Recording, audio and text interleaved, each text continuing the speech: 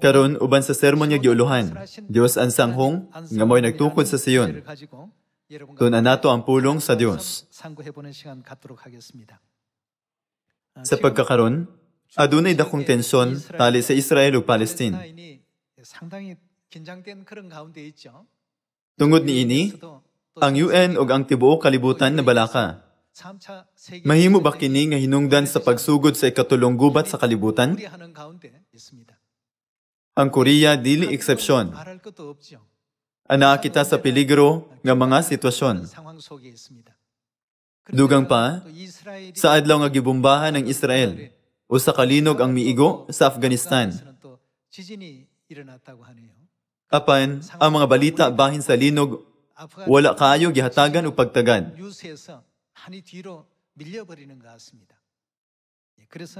Nakadungog ko nga wala sila nakadawat og igong internasyonal nga tabang. Mahitabuon niya ang mga linog sa lain-laing mga dapit. Ang usa ka nasod makigubat sa laing nasod ug ang usa ka gingharian mosulong sa laing gingharian. Mao kini ang gisulti ni Jesus sa dihang nangutana sila kaniya. Unsa man ang ilhanan sa katapusan sa kalibutan? Adunay usab gubat tali sa Russia ug Ukraine. Karon nga niabot na kita sa maong panahon. Kinahanglan niya aduna kitay dalangpanan sa adlaw sa katalagman. Kung magatubang kita sa adlaw sa paghukom, nga walay bisan unsa nga dalangpanan, sa walay duha-duha ang sitwasyon mahimong makalilisang. Dili ka ba muuyon? Huna-hunaa ang panahon ni Noe. Sa wala paghihukman sa Dios ang kalibutan pinaagi sa tubig, iyang gisugo si Noe sa paghimo og arka. Gihatag sa Dios ang usa ka dapit sa kaluwasan, usa ka dalangpanan. Gipropesiya sa Dios nga niining panahona, iyahang pagahukman ang kalibutan pinaagi sa kalayo. Kunya, sa wala pa niya gihukman ang kalibutan, siya naghimo og dapit nga dalangpanan, nga mao ang Sion. Kini usa gayud kadakong panalangin alang kanato. Ang usa nga nagtukod niining Sion, mao si Dios ang sanghong. Ang Satanas misulay sa paglaglag sa Sion. Apan ang Dios na nalipod sa Sion, naghatag og kinabuhing walay katapusan ug mga panalangin sa Sion. Ang Dios nalipay sa maanindot nga panaghiusa ni atong nagpuyo sa Sion. Gipropesiya sa Dios nga kita makadawat og kapasayloan sa mga sala sa Sion. Gipropesiya na sa Dios nga ang katawhan kinahanglan mosulod sa Sion. Gitagna niya kini nga mensahe sukad pa sa panahon ni Propeta Jeremias. Niini paagiha, ang Sion usa ka importante nga dapit sa atong panahon. Ang kalibutan wala mahibalo kung unsaon pagkinabuhi nga makahuluganon nga kinabuhi. Sa laing bahin, dili ba kita gihatagan og nindot nga tumong nga gitawag og langit ug ang hayag nga paglaom nga gitawag og kaluwasan? Busa kinahanglan kita magpasalamat kay Dios ang sanghong nga mao'y nagtukod sa Sion ug sa langitong inahan bagong Jerusalem. Atong tan-awon ang Jeremiah chapter 4 verse 5. Jeremiah chapter 4 verse 5. Patinguga ang trumpeta ngadto sa tibuok nasod. Singgit o kusog. Papunduka ang katawhan sa Juda o sa Jerusalem. O padagana ngadto sa mga kinutaang syudad. Asa kita moadto? Giyahi sila paingon sa Sion. Palikaya sila sa walay langan. Kay nagpadala ang Ginoo og dakong katalagman. Gikan sa amihanan. Migula na gikan sa iyang taguanan ang usa ka leyon. Ang tiglaglag sa kanasuran. Ani siya aron ang Juda laglagon niya sa hingpit. Lumpagon gayud ang mga syudad sa Juda ug wala nay magpuyo niini. Busa pagbisti ka mugsako o pagminatay kamo o pagbangutan kay wala pa mahupay ang bangis nga kapungot sa Ginoo batok sa Juda. Nag-ingon ang Ginoo, niadtong adlaw ang mga hari ug mga kadagkuan mawad-ag kay isog. Mahikugang ang mga pari ug mahibulong ang mga propeta. Unsa kadako ang kalaglagan niini? Ang sitwasyon nga lapas sa atong imahinasyon ang mahitabo. Mao nga ang mga hari ug mga kadagkuan mawad-ag kaisog. Mahikugang ang mga pari ug mahibulong ang mga propeta.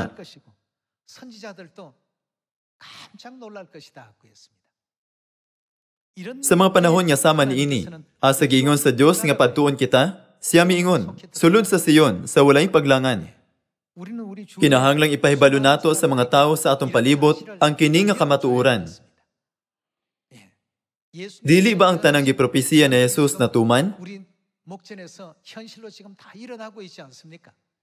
Bisan tuod ang mga tao nakasaksi sa mga katumanan, sila naghunahuna. Aw, muhunong rani sa katapusan. Mga igsuon, kinahanglan natong tan-awon ang mga panghitabo gamit ang mga mata sa propesiya. Ug sabto niya kini, anam-anam nga natuman nga mga propesiya sa Biblia.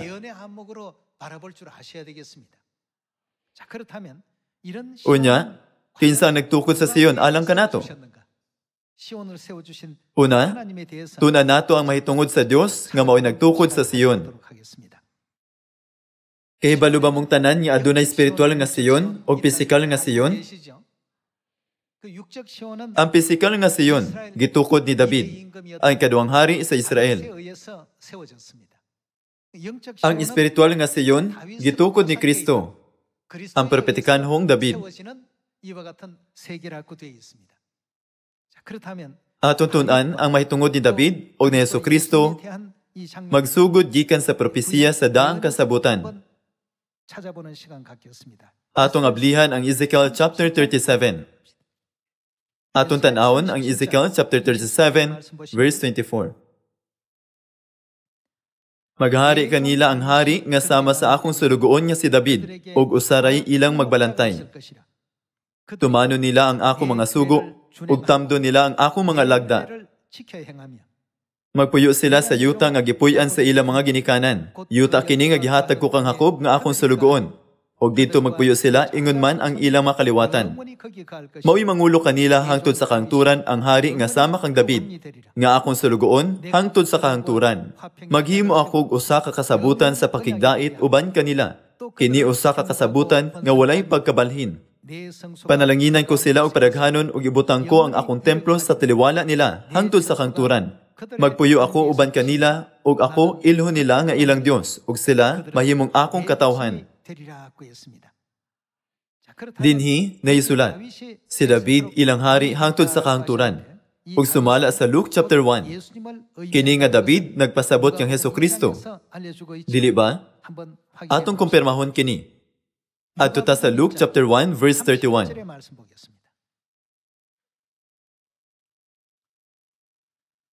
Luke chapter 1 verse 31. Ikaw magsabak og mga anak og usa ka batang lalaki ug nganlan mo siyang Jesus. Mahimo siyang inila ug tawgon siya nga anak sa Dios nga labing halangdon. Ang Ginoong Dios maghimo kaniyang hari sama sa iyang kagikan niya si David. Mahimo siyang hari sa mga kaliwat ni Jacob hangtod sa kahangturan ug dili gayud matapos ang iyang gingharian. Sa Ezekiel chapter 37, kini nahisulat, si David ilang hari hangtod sa kahangturan. Apan si David wala magpabilin ingong hari hangtod sa kahangturan. Naghari siya sulod sa 40 ka tuig. Apan dinhi, nahisulat nga siya maghari hangtod sa kahangturan. Samtang atong gibasa ang Ezekiel chapter 37 ug Luke chapter 1 verse 31. Si David nagrepresentar kang Jesus. Mupadayon kita sa 2 Samuel chapter 5. Atong tan-aw ng 2 Samuel chapter 5 verse 3.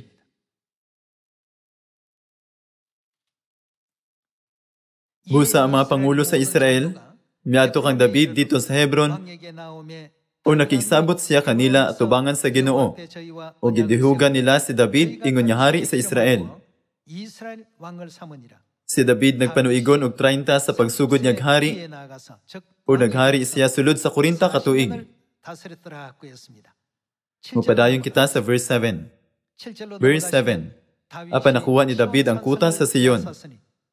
Iyan nakuha ang kuta sa Sion. Apan nakuha ni David ang kuta sa Sion, nga karon ginganlan nagsyudad ni David. Mao nga, ang kasaysayan ni Haring David, nagsugod sa dihang iyang nakuha ang kota sa Sion. Sa katapusan, si David mo'y usa ka propetikanhong pagkatao ni Kristo nga moabutay. Karon atong pangitaon ang espirituhanong kahulugan sa Sion nga nakuha ni David pinaagi sa pagpakli ngadto sa Isaiah chapter 33. Ang Biblia naglangkob sa relasyon tali sa anino o realidad. Kung adunay pisikal nga David o pisikal nga Sion, adunay spiritual nga David o spiritual nga Sion. Atong susihon ang Isaiah chapter 33 verse 20 bahin sa Sion. Chapter 33 verse 20.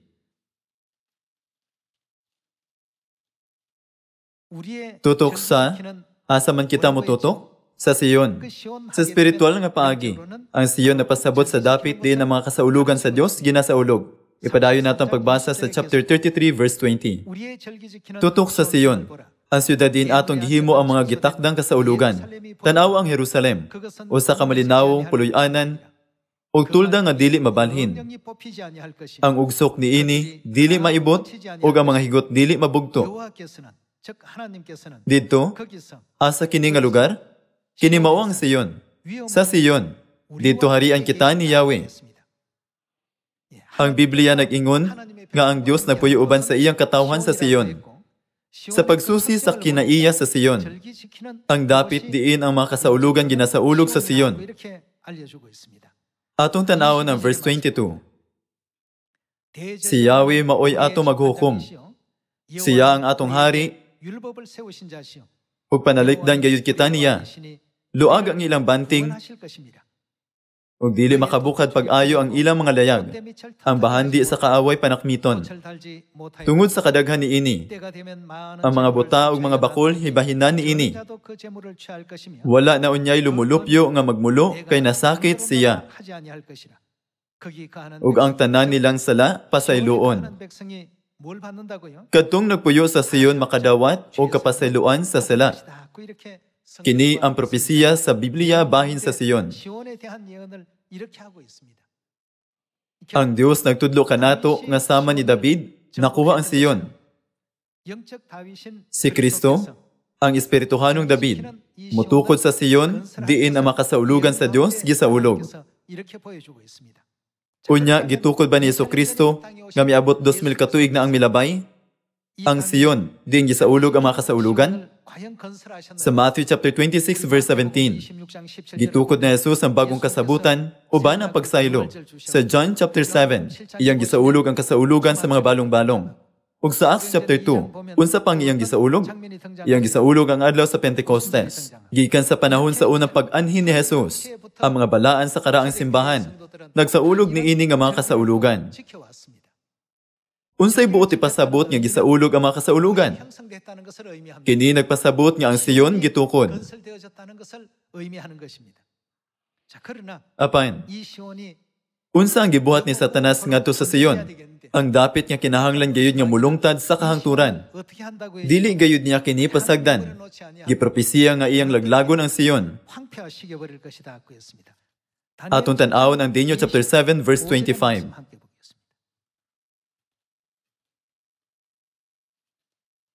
Daniel chapter 7 verse 25. Musulti siya batok sa labing halangdon. Dinhi, dili ba ang labing halangdon naghisgot sa Dios? Sanglit musulti siya batok sa labing halangdon. Kinsa ang gipasabot sa siya dinhi? Siya si Satanas. Musulti siya batok sa labing halangdon. Ug buntugon niya ang mga pinili sa labing halangdon. Maguna-una siya sa pag-usab sa mga panahon ug sa balaod. Nga mao ang mga kasaulugan ug mga balaod sa Dios. Ug itugyan sila kaniya sulod sa tulo ug tunga ka tuig. Apan sumala sa pagbuot sa hukmanan. Kuhaan kini og gahom ug malaglag gayud kini ug mawala. Sumala sa Daniel chapter 7 verse 25. Unsay mahitabo sa mga kasaulugan sa Dios? Dili ba ang ekspresyong pag-usab sa mga panahon ug sa balaod nagpasabot nga mawala ang mga kasaulugan? Unsa mahitabo sa Siyon kung mawala na ang mga kasaulugan? Magunob kini. Sama sa gipropesiya sa Biblia, ang adlong ipapahulay giwagtang sa AD 321 ug ang pagsaylo giwagtang sa AD 325. Niining paagiha ang gitakda mga panahon o balaod sa Dios nga mao ang bagong kasabutan, nagsugod sa pag-usab. Gikan sa espiritual nga panglantaw, kini usa ka buhat sa paggunob sa Siyon. Atong ablihan ang Isaiah chapter 51.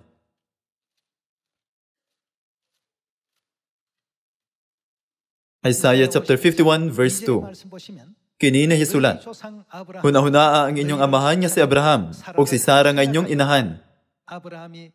Gitawag ko si Abraham sa dihang wala pa siya'y anak ug gipanalanginan ko siya ug gipasanay. Unsang buhaton sa Dios? Kay lipayon sa Ginoo ang Siyon. Lipayon niya ang tanang dapit niini nga nagunob. Sama nga ang pisikal nga Siyon, nagunob sa Babylonia, ang espiritual nga Siyon, nagunob usab. Giusab ni Satanas ang mga kasaulugan ug mga balaod sa Dios. Bahin niini nga sitwasyon, ang Dios miingon niya ang Siyon, nagunob na. Lipayon niya ang tanang dapit niini nga nagunob, ug himuong sama sa Eden ang kamingawan niini. Ang Dios misaad niya ipasiguli ang tanang nagunob nga sama sa deserto ug himuon kini nga sama sa Eden. Himuong sama sa Eden ang kamingawan niini ug ang deserto niya mahisama sa tanaman sa Ginoo. Magmaya sila ug maglipay. Magpasalamat o mag-awit alang kaniya. Kinsa mohimo sa Siyon nga sama niini? Kinsa ba ang makahimong kamingawan sa Siyon nga mahisama sa tanaman sa Ginoo? Kinsa ang mulipay sa dapit nga nagunob nga Siyon? Ang Dios ang muhimo niini nga buhat. Sa laing pagkasuti, ipasiguli sa Dios ang pagsaylo ug ang tanang kasaulugan sa bagong kasabutan. Busa, kung maabot ang Dios, atong maamguhan ang pagsaylo ug matuman ang tinuod nga adlong igpapahulay. Dili ba kini tinuod? Ang ubang mga tao nag-ingon, dili ba ang Seventh-day Adventist Church nagtuman usab sa adlong ipapahulay sa wala pa siya mianhi? Apan, ang adlong ipapahulay nga ilang ginatuman magsugod sa Biyernes, dili sa Sabado. Kabahin kini sa sukaran ng kahibalo nga angay natong masayran. Busa tungod lang kay gitawag nila kini nga adlong ipapahulay. Nagpasabot ba nga kini ang tinuod nga adlong ipapahulay? Dili. Samtang kita makugihon sa pagsangyaw sa pagsaylo, adunay pipila ka mga simbahan nga nag-ingon nga among gisaulog ang pagsaylo sa Enero 14 sumala sa solar nga kalendaryo. Bisag gigamit nila ang terminong pagsaylo, ang ilang pagsaulog ba nahiuyon sa mga regulasyon nga gitukod ni Kristo? Ang tubag kay dili. Unya kanusa. O pinaagi kang kinsa matukod ang Siyon pag-usab.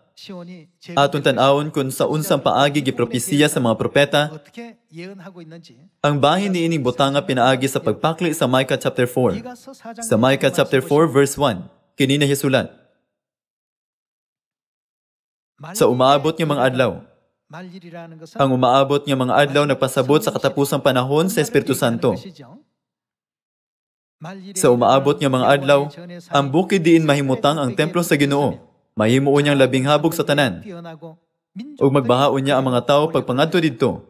Nagkalain-lain ang katawhan niya moadto didto ug moingon, Tana, mangadto kita sa bukid sa Ginoo, sa templo sa Dios sa Israel. Didto, unsay iyang buhaton? Tudluan kita niya sa ipabuhat niya kanato, aron tumanon nato ang iyang kabubuton. Kay ang balaod ihatag didto, asa gikan ang balaod? Sa Siyon, ug ang pulong sa Ginoo didto sa Jerusalem. Nalimtan na sa katawhan ang adlong igpapahulay, ang pagsaylo sa bagong kasabutan, ug ang tanang ubang mga kasaulugan. Sa katapusang mga adlaw, moabot ang Dios. Asa man niya tudluan ang mga katawhan sa iyang mga balaod. Siya motudlo kanato sa Siyon. Ang tinuod niya ang balaod na gikan sa Siyon. Nagpasabot nga ang Sion, gipahiuli. Ang Sion dili magpabiling gunob, kundili ipasiguli. Kinsay magtudlo kanato didto? Tudloan kita niya sa ipabuhat niya kanato. Ang Dios magatudlo kanato sa kamatuuran, aron kita makabaton sa hingpit nga pagsabot. Gawas kun moanhi ang Dios. Walay usa nga makatuman sa adlaw nga igpapahulay. Walay usa nga hingpit nga makasaulog sa pagsaylo. Gawas kun moabot ang Dios. Kinsay makapasig-uli sa 7 ka kasaulugan sa 3 ka panahon? Si Kristo an sanghong, nga miabot uban sa kamatuuran sumala sa mga propesiya. May tungod sa mga propesiya sa Biblia. Walay makatuman sa papel, gawas sa mga bida sa propesiya. Kini tungod kay ang Dios ang nagpahiangay ni ining tanan. Sa mga walay lain gawas sa Dios ang makadala kanato sa kahoy sa kinabuhi. Dili kini usa ka butang nga bisan kinsa nga moingon, ako makatukod usab og Sion. Mga igsuon, dili gayud ingon ni ini. Kun ang Sion nga kaniadto nagguba matukod pag-usab, walay laing Sion ang matukod. Kini usa ka panghitabo o usa ka propesiya nga matuman lamang sa usa ka higayon pinaagi sa Dios. Kay ang balaod ihatag dito sa Sion o ang pulong sa Ginoo dito sa Jerusalem. Sa Micah chapter 4, gipropesiya sa propeta nga ang Dios mobalik pag-usab o gipasig-uli ang mga regulasyon sa bagong kasabutan. Sigurado nga ang usa nga makatuman niini nga buhat mao ang atong Dios. Dili ba kini klaro nga gisulat sa Isaiah chapter 25 niining paagiha? Kini nahisulat, siya mao ang Dios, nga atong gilauman, nga mao'y muluwas kanato. Atong susihon ang usa pa ka propesiya, nga nag-ingon niya ang Dios motukod sa Sion. Psalm chapter 102. Sa Psalm chapter 102 verse 16, kini nahisulat, sa dihang tukuron na sa Ginoo pag-usab ang Sion. Unsa ang iyang tukuron pag-usab? Ang Sion. Kinsa ang mutukod pag-usab sa Sion? Ang Dios lamang makatuman niini nga propesiya. 2000 ka tuig na ang milabay, sukad si Jesus mianhi sa kalibutan, ug mikayab sa langit. Sulod niining 2000 ka tuig, dili maihap nga mga tawo ang nagtuon sa Biblia, ug nagpresentar sa ilang mga panglantaw, pinaagi sa mga libro ug sa mga papel. Apan, walay usa ka tawo ang naghisgot nga kinahanglan ang pagsaulog sa pagsaylo. O sa 7 ka kasaulugan sa 3 ka panahon. Ngano man, kinsa ang kinahanglan moabot? Ang Dios lamang ang makapasig-uli sa kamatuuran ug makatudlo kanato sa kamatuuran. Mao nga kini nahisulat sa dihang tukuron na sa Ginoo pag-usab ang Sion, iyang ipakita ang iyang pagkagamhanan.